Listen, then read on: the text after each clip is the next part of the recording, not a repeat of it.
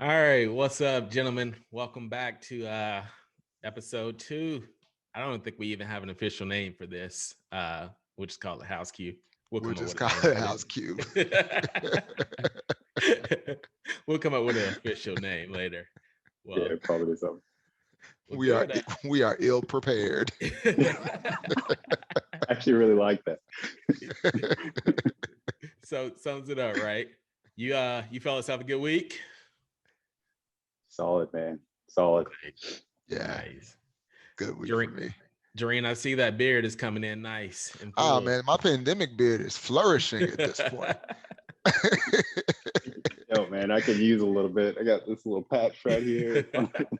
I just keep Oh it straight. man, Just keep it straight. Yeah, I need to do that as well. I turn, but to make sure face is. you got to know your angles, Joe. Well, awesome. Well, today I think we're gonna do a different style of episode. Still gonna be talking about investing, and we're gonna talk primarily about real estate investing. And we're gonna interview our very own Joseph King today.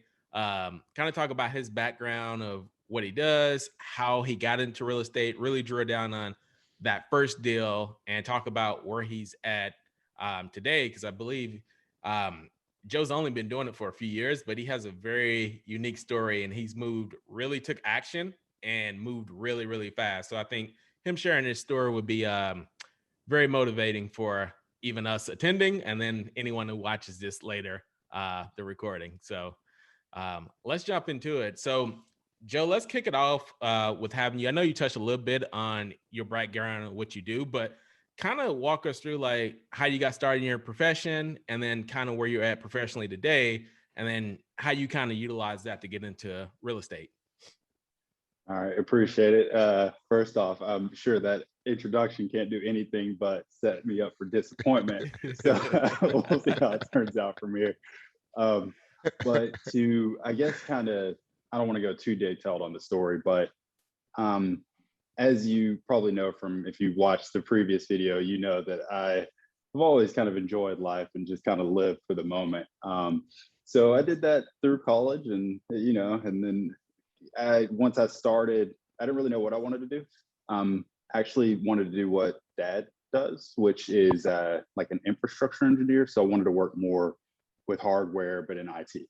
Mm-hmm. So I moved to Florida, didn't know what I was going to do. So I'm applying to this, to that. And then one person remembered that I worked an internship with Dad the summer before. So it's like, hey, can you come back in? Had no idea what I was doing. So I go in there. Long story short, I did pretty well. So got another spot on a team, actually on my last day leaving. Someone was like, hey, can you come over here and do some work from us? Had no idea what I was doing again. Didn't know how much I was getting paid, anything. It's like, all right, you know what? All right, I'll be here Monday. In the back of my head, I'm like, dang, I was about to enjoy these 2 weeks off, or, whatever. Yeah. So just like, all right, I'll come back to work. So again, I started doing work there. That was Salesforce related. And then I wanted to learn more. And there was actually became a pretty good friend of mine who worked around the corner, who was doing a lot of development. And he would constantly just say, hey, man, you need to learn how to program. Like, you know what? I dabbled in that in college, and I use dabble pretty liberally. So it's like, no, that's not my thing. Even Dad was telling me, he was like, you probably would like to program. Yeah. And then one day he shared just this resource. I think it was, actually, I don't remember what it was. It was like some program with Microsoft where if you had student ID, you get a ton of software and a ton of resources for free. You know what? Let me see what I can do with that. So I started playing around with it, kind of learning how web worked. And I was even asking the team, like, hey, how does this work? Let me do more programming work. They were giving me stuff like, basically they would write the code and they're like, just paste that right there. Like, nah, that's not programming. That's copy paste. So that's what I still use to this day. Isn't that all it is? Just copy and paste. Hey, can you just paste that code into the chat so I can copy that? Joe was disappointed. He was like, they're making it too easy on me. To be fair, in reality, even some of like development, sometimes you can see a little bit of copy paste in the industry. So it can serve you well. But anyway, keep going a little bit. So I was learning, just kind of playing around and doing stuff. I don't know how many random startups I probably tried to pull y'all into where I didn't even know how to program, but I was like, I'm going to develop a website. Never did anything. Anyway, one day, actually the same guy was like, hey, there's a role, a software development role that was open. Like, dude, I am far from a professional, but he kept insisting and insisting. And I was like, you know what, why not? I'll go for it. So this was a guy internally there that was pushing for you? Okay. So he knew some people. And the good thing is that the manager of that team, because I came back to the company that dad worked in, and I'm thankful for these connections, he was like, he knew my dad. So he was like, okay, we'll give you an interview. Ooh, man, if I didn't get lucky. They were like, hey, normally this would be something that we would do in the office, but you know what, just take it home, bring it back on Monday. It was an exercise that he said should take roughly an hour. It's like, all right, no problem. Didn't know what to do at all. So at first I called my friend. He's like, yo, can you help me out with this? He's like, yeah. He's like, what's a package? What's this? Like, I didn't know anything. So he helped at least get the framework, and he was like, okay, fill in the gaps. Gotcha. So I go home. I swear I watched 17 hours of tutorials and this and that. I spent the entire weekend making that thing work. So I came back Monday. It's like, yeah, how long did that take? It's an hour-ish, sounds right. Like 17 hours of video, about half of that put to work. Yeah. I was basically sleeping and writing code and probably ordered a pizza. Man. But anyway, once that happened, I was able to that guy vouched for me through later interviews where they asked me some specific things that I had no idea, but I learned a ton. So spending all that time over the weekend, it may sound like it was sunk cost or, could have been wasted if I didn't get the job, but I learned a lot. And honestly, when I started, felt pretty good. I was like, you know what, I can do this. They're giving me these challenges. I understand. I can read these code. Professional code isn't some mystical grand, there's nothing crazy. It's just code. You're just getting paid to do it. So that was cool to see. And then, once you're in and you keep diving, staying hungry, and just kind of feeding off people around you, the opportunities just keep growing. And so honestly, like, things kept growing. I got more jobs and stuff like that from there in software development. But to kind of turn that into the real estate journey, it was actually working with y'all. So that Jareen would always talk to me. Jareen would be like, yo, let me tell you about these numbers, man. Let me tell you how these numbers work. To be fair, I had just listened to like 3 different real estate books in a row. So during that time, that's all I wanted to talk about. I felt like I had got the cheat codes that they've been lying to us. Because you hear it and I understand. It's like, okay, all right, I get the numbers. I see how this makes sense. Yeah. And then it was like, all right, let's build this. I think actually Lewis and I were working on another project. We got to the end. We were like, what did we even build? So we pivoted. We've had a lot of projects like that. Yeah. Haven't we all? Yeah. And then Jareen was like, I got this idea to build something for real estate. We're like, you know what? We just pivoted about this thing. Why not? Yep. Let's see what we can do. Yeah, so, I think it was funny. Somebody we were like, I don't know. We started out with a group of us, and then it just ended up being me and you. And then somebody just reached out randomly and was like, "Hey, I want to buy this domain name, and like, how much would you sell it for?" And I talked to Joe. I was like, "I'm just gonna tell him a couple of grand." And the guy was like, "Yeah." So we sold the domain name, sold all the social media stuff, and we jumped over here at the HouseQue. It just kind of worked out. Exactly. That's how it goes. Yeah, I'm pretty sure we paid like $8 for that domain name, but hey, reflipped the house. So we probably broke even though with the time and money, the small resources we put into it to get it started. So if we get paid $1 an hour, yeah, we definitely lost money time wise. I mean, go ahead. So we got HouseQue started, and then like what led to you making that decision for that first deal? Because I know Jareen has been pushing us for like, I don't know, the last 2 or 3 years to be like, get into real estate. Y'all need to get into real estate. And by the way, if you guys want to check out Jareen's story, we did a video a while back that's on the channel. I'll link it up in the description where you can see how he got started in real estate. But Joe, walk us through that first deal and like what'd you do to kind of pick the property, know that it was a good deal, and how'd you get started on it? Okay. Dang, I'm trying to remember now. I feel like but actually I do remember. So what actually started it was us working on this project. So we were going down that path and I just kept being like, man, I don't understand this stuff. So it's like, you know, the best way for me to understand it is to do it. So then I started reading a ton. So I started finally digging into, you know, bigger pockets, listening to the podcast, reading a bunch of books, just basically pulling all the information I possibly could to try to avoid pitfalls. Lord knows that it wasn't successful. But eventually I was like, you know what? All right, now the best way to apply this knowledge is to learn. Or is to do it. So I was actually attending some local meetups as well. It's like Del Ria in the area.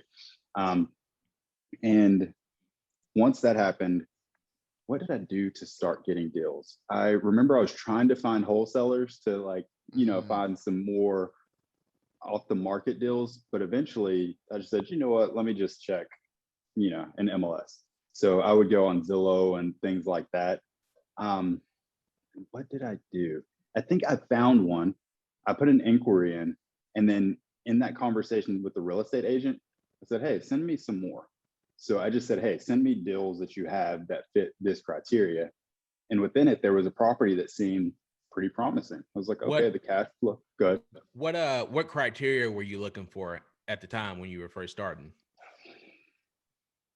Honestly, I was optimizing for cash flow. So what this was really helping us use the tool. So I was like, okay, this is how I was putting the numbers in the HouseQue to see. And I was like, okay, I think I may have been shooting a little bit too much for home runs at the time, but for some reason I feel like 20% cash on cash is like what I was going for. Okay. But like honestly, I've curbed that expectation since then.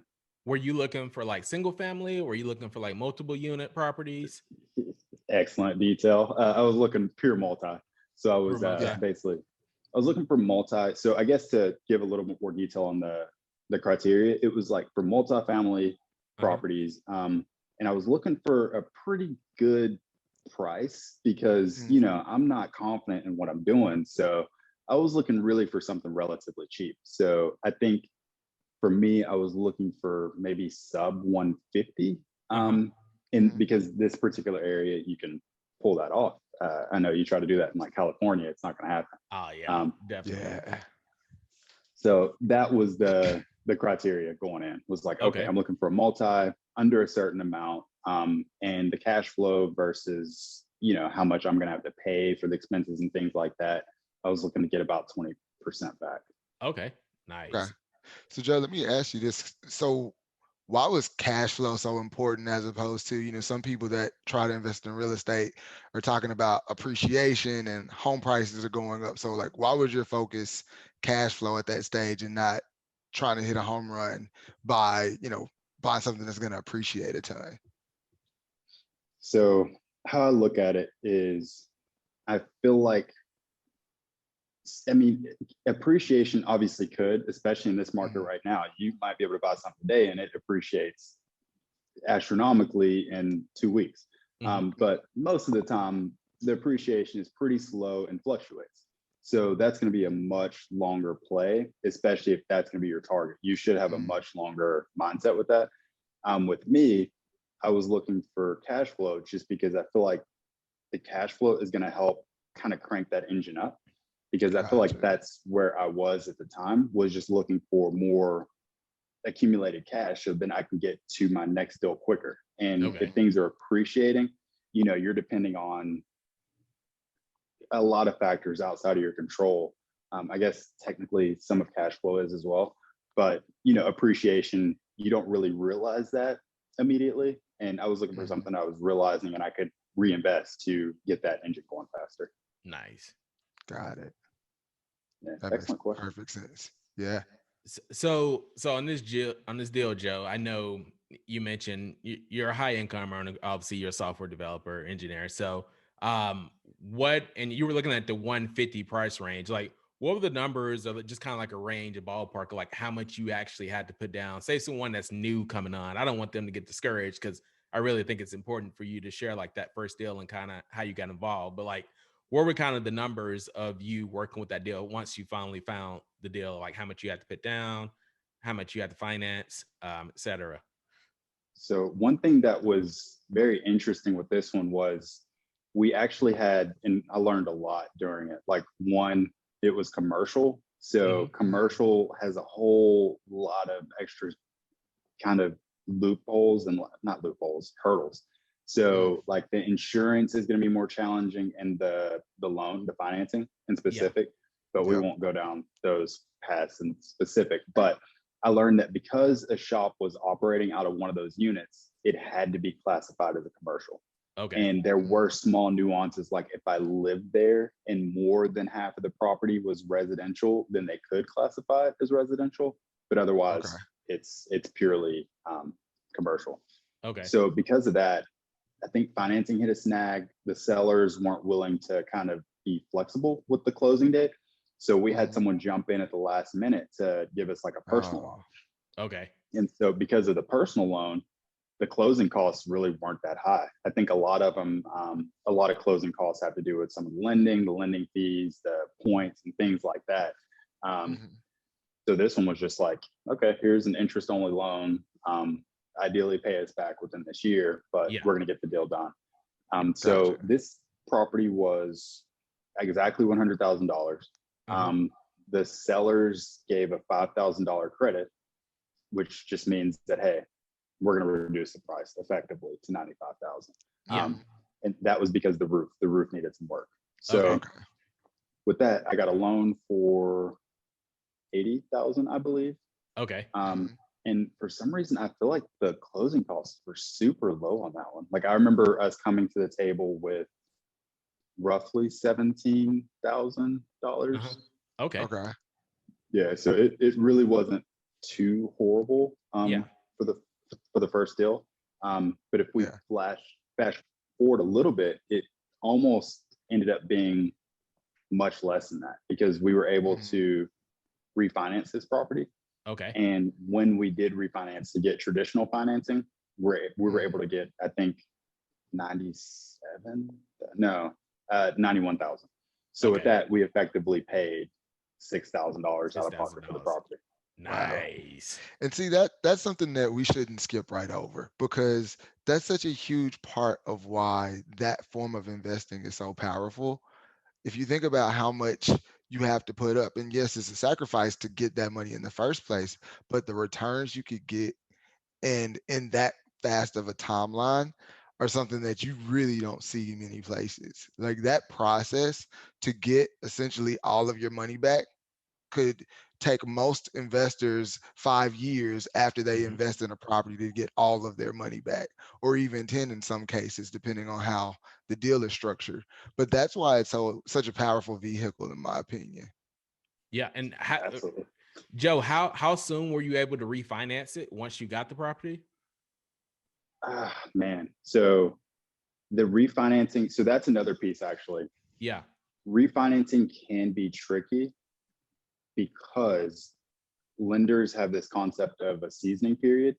Some of them have it and some don't. So some lenders will be like, hey, that you have to own this property and season it, I guess, under your ownership for a year or 6 months before they will consider doing any additional financing on it. So I ran into that quite a bit. And then I finally found one. I did a lot of research, and mind you, I'm learning as I go. So, I'm asking around, trying to figure out how I can do this. I lost a lot of lenders that I could use because it was commercial. So it actually ended up taking a long time because right at 6 months was actually when COVID hit. So 6 months when it was time to refinance with the lender that I chose, COVID hit. And that, I think they got caught up with the PPP loans and a lot of other stuff. And it took dang near, and I hate to even say this, it'll scare people away. It took 8-9 months to refinance. Yeah. It took forever. And so that was rough. I think in a normal traditional setting, a refinance takes what, a month? A month and a half, maybe? probably. Yeah. It's not that sort of process. But this one it drug out for a long time. Yeah, well, those are definitely circumstances that are out of your control, but still fairly quick, you know? Yeah. Even though it took longer than the usual process, still fairly quick overall. Absolutely. And honestly, I think there were lenders that would have done it quicker. And so that's probably something I may have done a little bit more due diligence on beforehand, or had I known that, you know, I might have tried to have a lender ready to roll. But I was trying to shop rates and didn't really have that understanding. So makes sense. So you got the first property, and how many doors was that? I know it was a commercial unit in there. How many actual units was it for you to? You know, I'm just gonna start saying 3 until I 3? figure out what to do with that one vacant unit With the that's like, commercial space. Yeah. it looks like it's commercial space. I think if you're super creative and somebody's very lenient, it could be residential. So I'm just like, I don't know what to do with that one, and I should figure it out, because you know that could probably be another source of income. Definitely, most definitely. So you got the first property, you got in and got it refinanced and everything. Obviously, there was a lot of lessons that you learned from that first property. What how soon did you get back into it to start looking at your next property? So how soon? I'm trying to think. So it was a while. I think from the first to the second one was a while. We did that in like October, and then we started trying to refinance in about April, I think. And that was, you know, obviously the start of the shutdowns and COVID, and banks were uncertain. There was a lot of stuff going on. So we really let that go out. And honestly, I think about the time we were closing the refinance is when we started to find the other ones. It actually lined up perfectly. So one thing that I learned with this one was I'm not a good property manager at all. It's, you know, somebody be like, hey, you know what? I'll pay you $50 every week for, you know, until I can. I'm like, okay, no problem. Not thinking $50 a week is not going to add up to $1,000, you know, every month. So this person's getting just drowning. So I'm not good at it. I can't enforce it. I'll try to take care of repairs and things, but I'm not good at it. I remember you would tell us when we would have our calls. Oh man. I know I should be a property manager. I'm not a good property manager. But I remember those conversations. You were still so chugging well. along. But I think you learned a lot in that process. Definitely the main key is that you should hire a property manager for sure. That's the major key. Yeah. And so that's actually what turned the corner was, so I hired a property manager, and come to find out, she's also a real estate agent, and she's also very plugged into like deals that might be off the market and things like that. So I just like, as I was like saying, hey, can you manage this property? It's also like, hey, can you send me deals that come along? So I think probably in October, November, she started sending deals through. And one day she was like, hey, there's a gentleman who's selling, I think there were 2 properties. She was like, he's selling 2. Take a look, see if you're interested in either of them. It's like, okay. So I looked, ran the numbers on both, and I was like, you know what, let's see if we can figure this thing out to go ahead and you know, take both.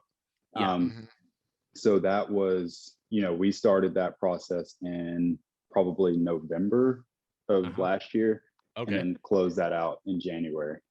So November of 2020, and by January 2021, you were in. Yep, we closed those. So that one was much smoother. Yeah, you talked about running numbers. Question: I'm sure you probably used the HouseQue app to kind of analyze those deals, right? Sure he did. Oh yeah, absolutely. And I think one of the things that like isn't obvious with the app, but one thing that's super helpful are the scenarios. So I'll go, and as you know, I might talk to 2 different lenders, and they'll say, hey, we can do this rate, we can do this down payment, we can do this, whatever.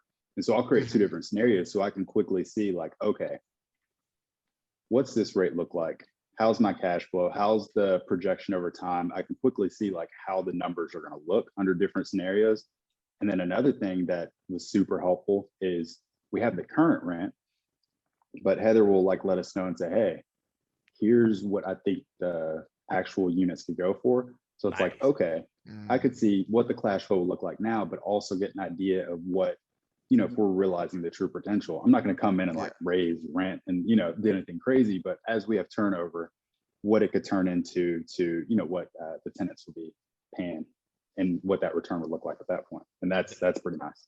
Yeah, that's a good point. Yeah. And just so you guys, for new listeners or viewers that are on, the app we're talking about is the app that we own together. It's called HouseQue. So the app allows you to go in and plug in your numbers to analyze deals. And when you're plugging a deal, like Joe mentioned, you can plug in several different scenarios to kind of see what the outcomes are. Like he said, his property manager was telling him, hey, we could probably get more. So he ran it at the current rate, ran it at what she told him to kind of get an idea of what those numbers would look like. So we'll link that up in the description, but just wanted to disclose that.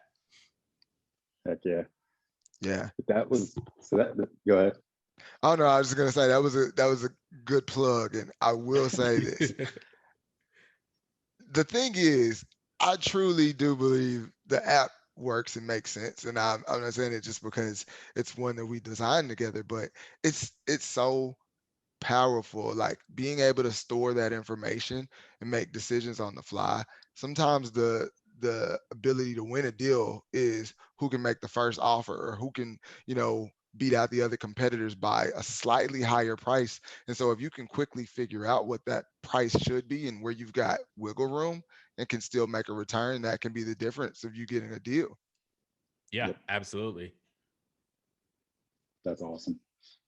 Yeah, it was, I mean, that was huge just to see, and just to see like, okay, how much wiggle room exactly? And I could still put in this offer. And sometimes you can see like, okay, this is the max that I can go up to, and I'm still getting kind of the returns that I'm looking for, especially under the worst case scenarios. Exactly. Yep. And Joe, how many doors was the second unit? So there were two. One of them was actually, that truly has 4, Okay. and the other one has 3. So I guess 7 total at that point. Oh, nice. So you bought 2 deals, 2 additional deals during your, okay, Yeah. nice. Yeah. Yep. That's, yeah. And what were the numbers similar on these 2 new deals as the first one, or a little bit higher or lower? I think they were more conservative actually. So the first one, mind you, it's like if everyone paid rent, it was great. But unfortunately, since COVID started, that one. So my cash flow for the first one has not gone according to projections, but hey, it's okay. So in reality, yes, the new ones are absolutely overperforming. But if the current tenants in the first one would actually paid rent, it would be doing well. Yeah, well, that was the, I guess probably obviously the thing with the pandemic and stuff hit, but you also had property manager going into these next 2 deals as well from the beginning, as you didn't with the first one. So I think that helped a lot as well. Yeah, and I think people could tell I was, you know, I'd walk in and be like, you know what, rent is now optional. Yeah, you know, they're like, he looks nice. We got that's all they needed to see was just smile. Oh, it's over. Exactly. So it was like, you know what, it's all my fault. It's things that I learned. So I don't get too upset over it, or actually I don't really get upset at all. But yeah, so reality, on paper, the first one was better as far as the returns, but in reality, the second two performed way better. Nice. Wonderful. Okay. So that brings us to, I guess, today. Where are you at currently with your investing? Have you looked at any new deals? Are you scoping out any more deals? I know that was January of this year, and we're in July. Give us an update of where you're at now. So we actually just actually as of tomorrow, so I'm sure by the time this is released, we're closing on a couple more. So these are actually single families. So I kind of think of it as if it's one with 4 units, but they're all just like right next to each other. Okay. So yeah, it's been nice. And honestly, the biggest catalyst has been property management. Fair. Because as I said, she even brought us these deals. And I actually found out that this was actually a pretty competitive deal. Like I saw in a thread where people will post a lot about real estate. It's like 30 or so people saying, "Hey, send me information on this." So how she pulled that off, I have no idea, but it was pretty cool. Yeah, she sounds like an awesome, very awesome resource to have. Oh yeah. Yeah. And that's also really good that, oh, my bad, Joe. Nope, I was just go gonna ahead, go say ahead. it's also really good that you're talking about property management, because the thing is, the reason why, especially as business professionals, you get into real estate investing is because you want something that's primarily passive. And so knowing up front how much you can afford to spend on something that's that crucial, whether or not you get the deal, it's like if you don't have enough in your budget for property management, it's not the right deal. Like it just has to flow through that so that you can actually like enjoy owning the real estate. Yes, 100%. Yeah, because absolutely. I don't know what it was, and maybe it was just me, but anytime, I could be relaxing at home, just sitting looking at my phone for a month straight. The second I step foot on an airplane, a beach, like start hanging out, walking to greet family, you get that urgent plumbing, the pipes burst. It was uncanny. I mean, I remember taking a call like at 3 a.m. somewhere, and hey, the pipes bust. I'm like, dang. So then I'm new, so I don't have anybody on Rolodex. So I'm going to the company's main site, like, oh, their support's Monday through Friday. Oh, Oh no. it was all bad. Yeah, that reminds me. I had another buddy. We took a trip to Italy, and like on the flight back, before we were getting back, his tenant called and was like, "Hey, there's water shooting up from the ground, like outside the front yard." So we're like all the way in Italy, and he's like, "Oh man." Yeah, literally the pipe outside the front yard busted. So he was like, Oh "Man, I my got to get God. back. This is what I'm flying back to. Every time I go out of town, this is what I deal with." It's Like, only when you having fun. yep. That's the only time. Holy. Well, cool, Joe. I would probably say, you jumped in, you moved very quickly, and I definitely know you're not going to slow down anytime soon. But what would probably be the biggest piece of advice that you would give someone that's just starting out to getting to investing in real estate based on your experience thus far? Like, what would you give them to be like? What was your mindset around getting in and just going and taking that chance? Because it's not easy getting that first property or taking that chance. Yeah, absolutely. I think probably, like for me, is I just put a lot of value in the action. So, the first deal, whether or not, someone might look at that property and be like, "How are you proud of this?" But, I did it. And that was like the action. I learned so much from it. So some of the things, the late night, all that stuff, I don't take that as scars. It's like, those were lessons. Those are things that I learned. And for anybody that is getting started, I would say limit, and I feel like this is a bad and very counter piece of advice, but limit how much information you take in.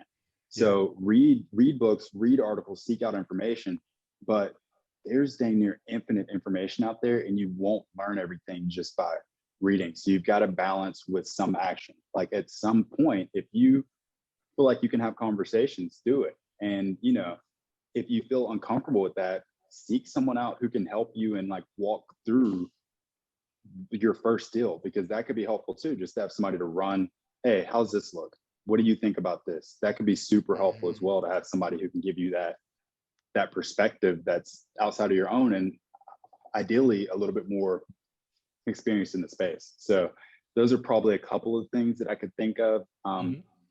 And lastly, actually, I'm sure there's a ton of stuff, but